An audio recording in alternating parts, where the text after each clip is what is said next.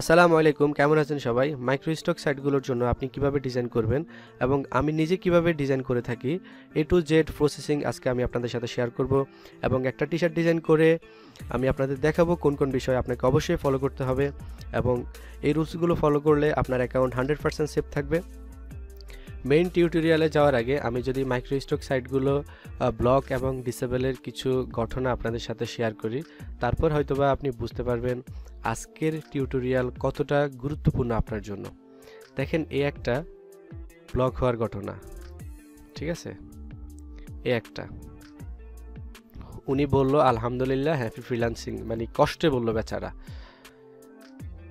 তারপরে দেখেন এই একটা ব্লক হওয়ার ঘটনা, এই একটা, ঠিক আছে? এই সব ব্লক হওয়ার ঘটনা, এই একটা। তো এই ব্লগগুলো আসলে যারা খাইছে, যাদের হিস্টোরি আপনাদেরকে দেখালাম, এই ব্লগগুলার বেশিরভাগই আসলে টি শার্ট ডিজাইনার, 90%ই টি শার্ট ডিজাইনার। কেন খাচ্ছে? মূলত রুলসগুলো ফলো করতেছে না। সো আজকে আপনি আমার টিউটোরিয়ালটা পরিপূর্ণভাবে দেখেন, ইনশাল্লাহ আমি যে রুলসগুলো দেখাবো এবং যেভাবে ডিজাইনটা করব, আপনি যদি সেম রুলস ফলো করে ডিজাইনগুলো করেন, আমি 100% আপনাকে শিওর করতেছি আপনার অ্যাকাউন্ট কখনো ডিসেবল হবে না, ব্লক হবে না। সো চলেন শুরু করি। প্রথমে আপনাকে যে ব্যাপারটা অলওয়েজ ফলো করতে হবে সেটি হচ্ছে ট্রেন্ড। আমাদের জন্য সামনে অপেক্ষা করতেছে নার্স ডে এবং ফাদার্স ডে। আপনি যদি এই সময়ে এসে ভ্যালেন্টাইন্স ডে কিংবা অন্য কোনো ডে নিয়ে, অন্য কোনো নিশ নিয়ে ডিজাইন আপলোড করেন, আপনি এত বেশি সেল নাও পেতে পারেন। সো সামনে যেহেতু আমাদের জন্য নার্স ডে অপেক্ষা করতেছে, আমরা চেষ্টা করব এখন সবাই নার্স ডে এবং ফাদার্স ডে, এই দুইটা ডে নিয়ে বেশি কাজ করার। সো চলেন মাইক্রোস্টক সাইটগুলোর জন্য একটা নার্সের ডিজাইন কিভাবে করতে হয় সেই বিষয়টাই এখন আমরা দেখব। আমরা গুগলে সার্চ করব নার্স টি শার্ট ডিজাইন লিখে। সার্চ করার পর আমরা অনেক ডিজাইন পাবো। এই ডিজাইনগুলো থেকে আমরা একটা ইমেজ, আচ্ছা এই ইমেজটাই দেখি, হ্যাঁ, কপি করলাম, রাইট বাটন ক্লিক করে কপি, দেন ইলাস্ট্রেটরে এসে কন্ট্রোল বি দিয়ে পেস্ট করলাম। পেস্ট করার পরে আমাদের প্রথম কাজ থাকবে এই যে সেইংটা, এই যে লেখাটা, এই লেখাটাকে আমরা আমাদের নোটপ্যাডে লিখে নিব। B nice, I may be your nurse one day. এরপরে আমাদের যে কাজটা করতে হবে সেটা হচ্ছে আমরা এই সেইংটাকে গুগলে সার্চ দিব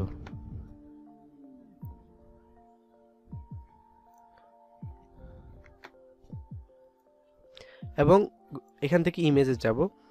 এই কারণে আমরা গুগলে সার্চ দিব, কারণ আমাদের যে ডিজাইনটা আমরা করতেছি কোনোভাবে যেন এই ডিজাইনের যে লেখাটা আছে এই লেখাটার কোনো যেন স্পেলিং গ্রামার যেন ভুল না থাকে, মানে কোনোভাবে লেখাতে যেন গ্রামাটিক্যাল কিংবা বানান ভুল না থাকে।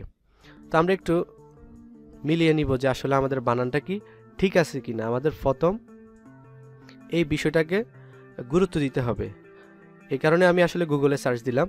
এরপরে আমি লেখাটাকে আবার কপি করলাম। এখন দ্বিতীয় স্টেপে আমাদেরকে যে কাজটা করতে হবে সেটি হচ্ছে এই সেইংটা কি ট্রেডমার্ক আছে কিনা, ট্রেডমার্কের আওতাধীন আছে কিনা, এই ব্যাপারটা আমাদেরকে চেক করতে হবে। ট্রেডমার্ক চেক করার আগে ট্রেডমার্ক নিয়ে একটা কথা বলি।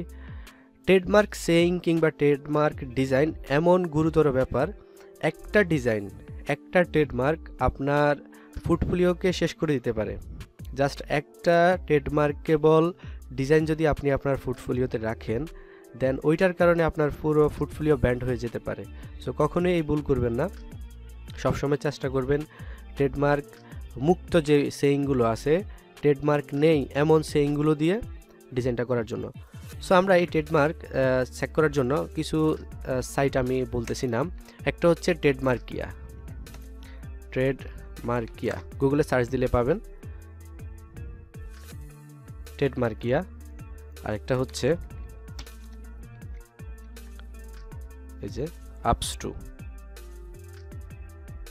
এই যেটা, ওকে, আপস্টু ট্রেডমার্ক সার্চ।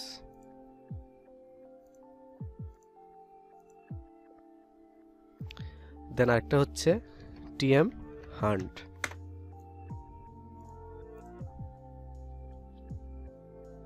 এই এই 3টা সাইট আমি সাজেস্ট করতেছি ট্রেডমার্ক সার্চ করার জন্য।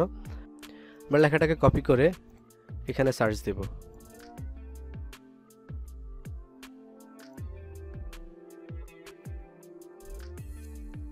Control V paste, submit query. আপনারা দেখতে পাচ্ছেন লেখাটা কিন্তু ট্রেডমার্ক নেই। টিএম হান্টে যদি আমি একটু সার্চ দেই, তাহলে আমরা বুঝতে পারলাম যে এই লেখাটা, আমাদের এই লেখাটা ট্রেডমার্ক মুক্ত এবং আমরা চাইলে এই লেখাটা দিয়ে আমরা ডিজাইন করতে পারি। এখন আমরা কাজ শুরু করব। আমরা লেখাটা শুরু করি, be nice, I may be your nurse one day. টাইপোগ্রাফিটা লেখা শেষ। এরপর আমি এটার একটা কালার দিয়ে দিচ্ছি। কালার দিয়ে আর্টবোর্ডে নিয়ে আসলাম। সো লেখাগুলো আর্টবোর্ডে লেখার পরে এখন কি আমি এই লেখাটা দৌড়লাম আর এখান থেকে যে কোনো ফন্ট দিব? কখনোই না, কারণ আমাকে এই ফন্টগুলা, এই লেখাগুলা কমার্শিয়াল ইউজ ফন্ট দিতে হবে, কারণ আমি মাইক্রো স্টকের জন্য ডিজাইনটা করতেছি। এখন আমি আপনাদেরকে একটা সাইটে নিয়ে যাব, যে সাইট থেকে আসলে আপনি খুব সহজে কমার্শিয়াল ফন্টগুলো ইউজ করতে পারবেন। 1001 ফন্টস লিখে আপনি যখন গুগলে সার্চ করবেন, দেন প্রথমটাই ওকে, দেন আমরা অনেক ফন্ট দেখতে পাচ্ছি আমাদের সামনে, কিন্তু আমরা চাইলে সব কিছু কিন্তু সব ফন্ট কিন্তু ব্যবহার করতে পারবো না। দেখেন এই ফন্টগুলোর এই পাশে আপনি যদি এখানে কার্সরটা রাখেন, আপনি দেখবেন this font is free for personal use. আপনি কিন্তু চাইলে এই ফন্টটা নিয়ে আপনার মাইক্রো স্টকের জন্য যে কোনো ডিজাইনে কিন্তু আপনি ব্যবহার করতে পারবেন না। আপনি যদি আরও একটু ঘুরে দেখেন, এগুলো একটাও ব্যবহার করতে পারবেন না। দেখেন এই ফন্টগুলো একটাও ব্যবহার করতে পারবেন না। এই যে এখান থেকে আপনি এই ফন্টটা কিন্তু ব্যবহার করতে পারবেন, যদিও এটা ব্যবহারের অযোগ্য। আপনার এখানে কার্সর রাখার পরে যেটা লেখা থাকবে this font is free for commercial use, ওই ফন্টটা জাস্ট আপনি আপনার ডিজাইনে ব্যবহার করতে পারবেন। এটা বোঝার আরও সহজ উপায় হচ্ছে যে যখন আপনার এই আইকনটা রেড হয়ে থাকবে, রেড আইকনে থাকবে, তখন বুঝবেন যে এটা পার্সোনাল ইউজের জন্য। যখন এই আইকনটা গ্রিন হয়ে থাকবে, তখন বুঝবেন যে এটা কমার্শিয়াল ইউজের জন্য। আপনি এখন যত ফন্ট দেখতেছেন সব কিন্তু আসলে পার্সোনাল ইউজের জন্য। খুব সহজেই কীভাবে কমার্শিয়াল ফন্টগুলো বের করে নিয়ে আসবেন এই সাইট থেকে, আজকে একটা টেকনিক দেখাচ্ছি। আমি মনে করি আসলে এরপরে ফন্ট নিয়ে এত ঝামেলার মধ্যে পড়ার কথা না। আপনি এখান থেকে জাস্ট এই যে কমার্শিয়াল আইকনে ক্লিক করে দিবেন। এরপর আপনার সামনে যা আসবে সবই কমার্শিয়াল ফন্ট, আপনাকে আর খুঁজে খুঁজে বের করতে হবে না। আপনি দেখেন কমার্শিয়াল ফন্ট সব, এই শুধু আপনি নিজের মতো করে আপনার ডিজাইনের জন্য ডাউনলোড করবেন, এই যে ইউজ করবেন। দেখেন সব কমার্শিয়াল ফন্ট, জাস্ট এই আইকনটার মধ্যে ক্লিক রাখবেন। ঠিক আছে, এখন আসেন আমরা দুইটা ফন্ট সিলেক্ট করতে হবে আমাদেরকে।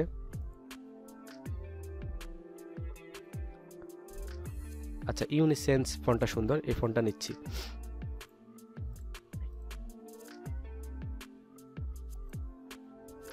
ইনস্টল করলাম, এটা অলরেডি আমার পিসিতে আছে।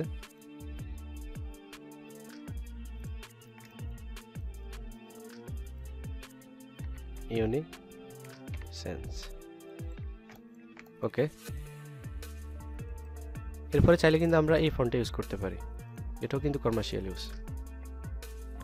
এটাও মেবি আমার পিসিতে আছে।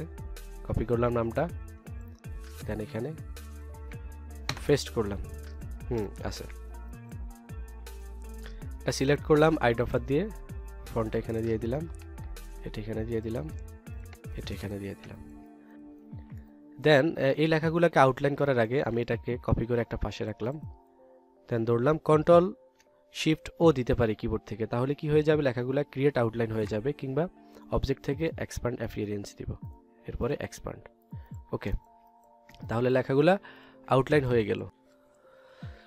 তো আপনাকে আমি একটা বিষয় সাজেস্ট করব যে আপনি একটা নিশ নিয়ে কাজ করার আগে কিংবা একটা ট্রেন্ড নিয়ে কাজ করার আগে আপনি যদি মোটামুটি ভেক্টর মেক করতে পারেন, তাহলে কিছু ভেক্টর আগে মেক করে নেবেন আপনার ডিজাইনে ইউজ করার জন্য, তাহলে আপনার জন্য ডিজাইনটা আরও সহজ হবে। এবং যেটা আমি করে থাকি, ইদানিং আসলে নার্স ডে নিয়ে অনেক কাজ করা হচ্ছে, সামনে যেহেতু নার্স ডে, এই জন্য নার্স ডের উপরে, নার্সের নিশের উপরে অনেকগুলো ভেক্টর আমি মেক করে রেখেছি। যদিও আমি এখান থেকে জটিল যে ভেক্টরগুলো, এই ভেক্টরগুলো ইউজ করব না, জাস্ট একটা ইনজেকশন এখান থেকে আমি ইউজ করব। তো এর আগে আমি যতটুকু চেষ্টা করব আসলে ডিজাইনটা টাইপোগ্রাফি ভিত্তিক করার জন্য। আপনারা যারা আসলে ভেক্টর মেক করতে পারেন না, তারা চেষ্টা করবেন অলওয়েজ টাইপোগ্রাফি ডিজাইন করার জন্য। আর যারা মোটামুটি ভেক্টর মেক করতে পারেন, তারা মোটামুটি ভেক্টর দিয়া ডিজাইন করতে পারেন, সমস্যা নেই। সো এখান থেকে আমি একটা লাইন টুল দিয়ে একটা লাইন নিব, দেন এখানে একটা স্ট্রোক দিব। স্ট্রোক দেওয়ার পরে আমি রুলার টেনে এখানে সমান করে দিলাম। এরপরে অল্টার ধরে যদি আমি এটা এই দিক থেকে ছোট করি, তাহলে দুই দিক থেকে ছোট হবে। আচ্ছা, দুই দিক থেকে ছোট করার দরকার ছিল না আসলে। এরপর এটাকে ধরবো, এখান থেকে ইউনিফর্ম থেকে এখানে এটা চেঞ্জ করে দিব। ওকে, এরপর অল্টার শিফট ধরে এটাকে ছোট করে এখানে দিব, এবং শিফট ধরে এটা সিলেক্ট করব এবং এটা সিলেক্ট করব, দেন এটাকে আবার সিলেক্ট করব এবং অ্যালাইন করব মাঝখান।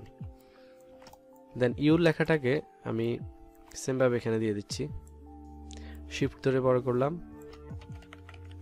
এবং দুটোকে সিলেক্ট করে আরও একটু খাটো করে দিলাম, ছোট করে দিলাম। হ্যাঁ, এরপর এখান থেকে জাস্ট একটা ইনজেকশন ইউজ করব আমি, আর কিছু না। হোয়াইট কালার দিয়ে দিচ্ছি, শিফট ধরে আমি রোটেট করালাম সমানভাবে, অল্টার শিফট ধরে ছোট করলাম, দেন এখানে ইউজ করব এখন।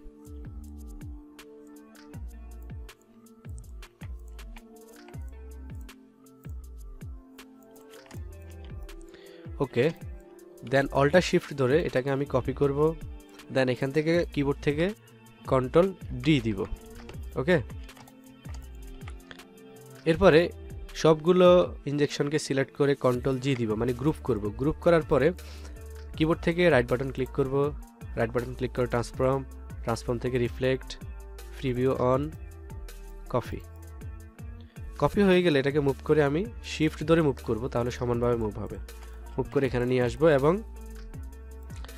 এই অংশটা প্লাস শিফট ধরে এই অংশটা গ্রুপ করব। গ্রুপ করে সিলেক্ট থাকা অবস্থায় শিফট ধরে এটা ধরবো, এটা আবার সিলেক্ট করব এবং এখান থেকে অ্যালাইন করব। অ্যালাইন কমপ্লিট হওয়ার পরে আমি এই নার্স লেখাটাকে এখানে দিয়ে দিচ্ছি। ওকে, এবং এখান থেকে আরেকটু খাটো করে দিচ্ছি এটাকে। তারপরে বি নাইস লেখাটাকে একটু কাজ বাকি আছে, আমি ধরবো সিলেকশন টুল দিয়ে, ধরে এখান থেকে ইফেক্ট থেকে ওয়ার্ফ থেকে আর্ক আফার, এবং এই প্রিভিউতে ক্লিক রেখে আপনি এটা দেখবেন কতটুকু আসলে আপনি আর্টস করলে কতটুকু আসলে সুন্দর লাগে, নিজের মতো করে করে নেবেন। ওকে, এতটুকুই সুন্দর। ওকে দিলাম, এবং এখানে কিন্তু একটা ইফেক্ট এখন আমরা ইউজ করলাম, এটাকে এক্সপ্যান্ড অ্যাপিয়ারেন্স করে দিব। ওকে, তারপর এই গ্যাপটাতে আমরা চাইলে স্টার ইউজ করতে পারি। দেখেন একটা নিলাম, অল্টার শিফট ধরে কপি করলাম, দেন বাকিগুলা কন্ট্রোল ডি, এবং সবগুলোকে ধরে একসাথে রাইট বাটন ক্লিক করে গ্রুপ, কিংবা কিবোর্ড থেকে কন্ট্রোল জি গ্রুপ, এবং এই অবজেক্টটা স্টারগুলা এবং বি নাইস লেখাটা শিফট ধরে ধরবো, যেটাকে স্থির রাখতে চাই সেটাকে অ্যাগেইন আবার ধরবো, দেন অ্যালাইন করব। ওকে, এরপরে ওয়ান ডে লেখাটাকে অল্টার শিফট ধরে ছোট করব, নিচে দিয়ে দিব, এবং এই দুটাকে ধরে এটাকে ধরে অ্যালাইন করব, আরও একটু বড় করে দিচ্ছি। দেন অ্যাগেইন ওয়ান ডেকে ধরবো, ইফেক্ট ওয়ার্ফ আর্টস লয়ার, প্রিভিউতে ক্লিক রাখবেন, তাহলে আপনি দেখবেন যে কতটুকু আর্টস হচ্ছে। ওকে, এরপরে যেটা করতে হবে, পেন টুল দিয়ে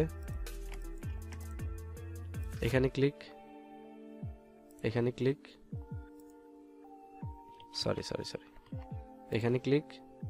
এখানে, দেন এখানে সিলেকশন টুল দিয়ে সিলেক্ট করে আরেকটু উপরে নিয়ে যাচ্ছি, দেন এটাকে ধরে right button click, transform, reflect, copy,